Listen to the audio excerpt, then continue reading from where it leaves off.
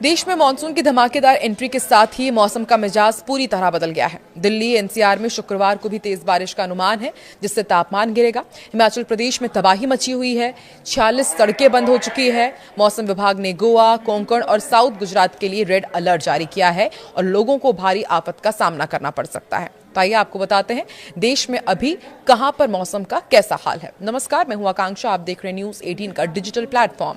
Monsoon देश भर में तेजी से आगे बढ़ रहा है और अगले 24 घंटे बेहद खतरनाक होने वाले हैं। दिल्ली एनसीआर में मॉनसून ने 5 दिन की देरी से दस्तक दी है। मौसम विभाग ने भी आने वाले दिनों में दिल्ली में तेज हवाओं के साथ भारी बारिश का अनुमान जताया है।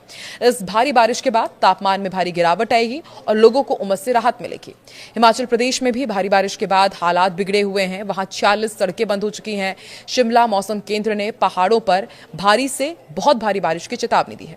इसके अलावा गोवा, साउथ गुजरात, कोंकण क्षेत्र के लिए रेड अलर्ट जारी किया गया है। इन इलाकों में अगले 4 से 5 दिनों तक बहुत ज्यादा बारिश होने की आशंका है। केंद्र सरकार ने भी बाढ़ के हालात पर बड़ी मीटिंग बुलाई है। दिल्ली एनसीआर का मौसम कैसा रहेगा आपको बताते हैं। देखिए, दिल्ली में मानसून के आते ही लोगों को गर्मी से राहत मिली है। गुरुवार सुबह हुई बारिश ने तापमान गिराकर 33 डिग्री सेल्सियस तक ले आया है और मौसम विभाग के मुताबिक आने वाले दिनों में दिल्ली का अधिकतम तापमान 33 डिग्री सेल्सियस रहेगा और इस दौरान न्यूनतम तापमान 23 डिग्री सेल्सियस तक जा सकता है। आसमान में बादल छाए रहेंगे, गरज चमक के साथ बारिश होगी। हालांकि बारिश के कारण दिल्ली की सड़कों पर भारी ट्रैफिक जाम लग सकता है। गुरुवार को भी रेड लाइट खराब होने से लोग कई घंटों जाम में फंसे रहे। स्कूल बसों और दफ्तर जाने वालों को भारी परेशानी हुई। आने वाले दिनों में भी ऐसे ही हालात बनने की आशंका है। हिमाचल प्रदेश में मानसून की एंट्री के साथ ही तबाही का दौर शुरू हो गया है। राज्य में मध्यम से भारी बारिश के कारण जनजीवन बुरी तरह अस्त व्यस्त हुआ है। सरकारी आंकड़ों के मुताबिक राज्य की 46 सड़कें बंद हैं। कुल्लू में 18, मंडी में 15 सड़कें पूरी तरह बंद हो चुकी है। सिरमौर में 9 और लाहौल स्पीति में 2 सड़कों पर ट्रैफिक पूरी तरह से ठप है। शिमला मौसम केंद्र ने आने वाले दिनों में भी बहुत भारी बारिश का ऑरेंज अलर्ट जारी किया है। यह अलर्ट 2 जुलाई से 5 जुलाई तक के लिए लागू रहेगा। मौसम विभाग ने पर्यटकों और स्थानीय लोगों को सावधान रहने की सलाह दी है। खास तौर पर कहा है कि लैंडस्लाइड वाले जितने भी एरिया हैं, नदी के पास आप बिल्कुल भी ना जाएं, क्योंकि वहां पर सबसे ज्यादा खतरा है। इधर देश के पश्चिमी तट पर मानसून का सबसे खतरनाक रूप देखने को मिल रहा है। मौसम विभाग ने गोवा, दक्षिण गुजरात, कोंकण क्षेत्र के लिए रेड अलर्ट जारी किया है। इन सभी इलाकों में अगले 4 से 5 दिनों तक अति भारी बारिश होने के अनुमान है। मुंबई के जुहू में पिछले 24 घंटे के अंदर 205 मिलीमीटर बारिश दर्ज की जा चुकी है। लगातार बारिश हो रही है और इन राज्यों के निचले इलाकों में पानी भरने का खतरा बढ़ गया है।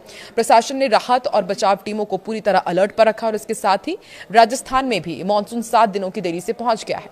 जयपुर, टोंक, अलवर में बारिश का दौर शुरू हो चुका है।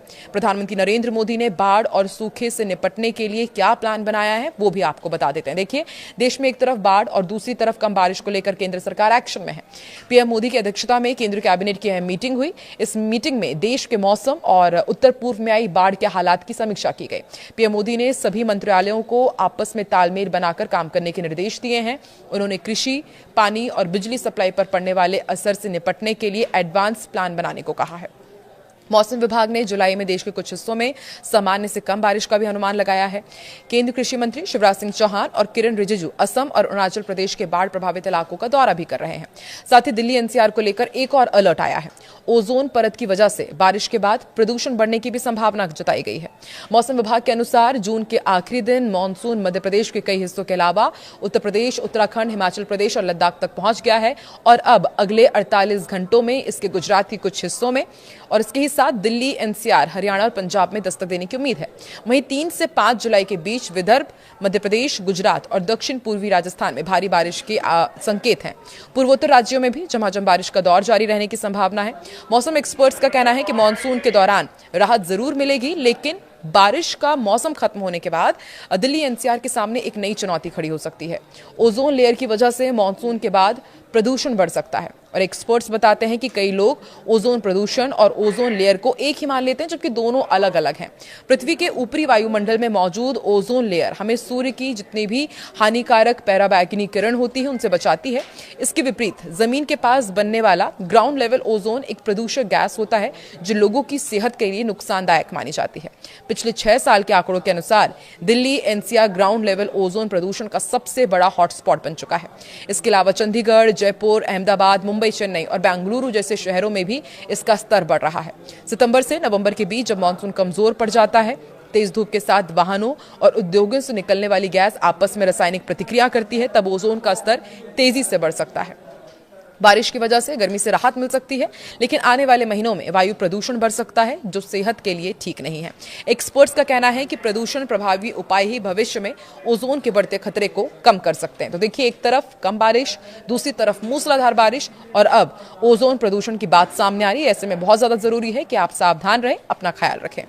अभी आप देश के किस हिस्से में रहते हैं, वहां पर वेदर का क्या हाल है, कमेंट सेक्शन पर जरूर बताएं।